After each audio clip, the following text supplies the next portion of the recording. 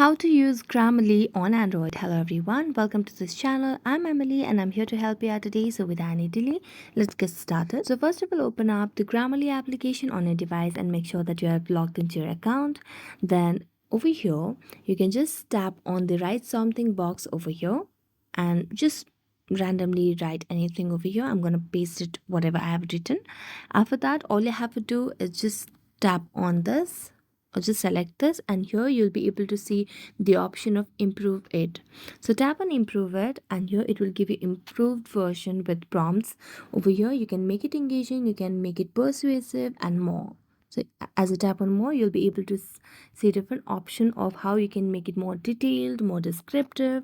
So for example, if I want to make it more sound confident, tap on sound confident, and here it says, hello, I hope you're doing well, I'm feeling fine, thank you for asking. And you can just copy it and you can paste it wherever you want, and that's how you'll be able to use Grammarly on Android. So thank you so much for watching this video. See you next time.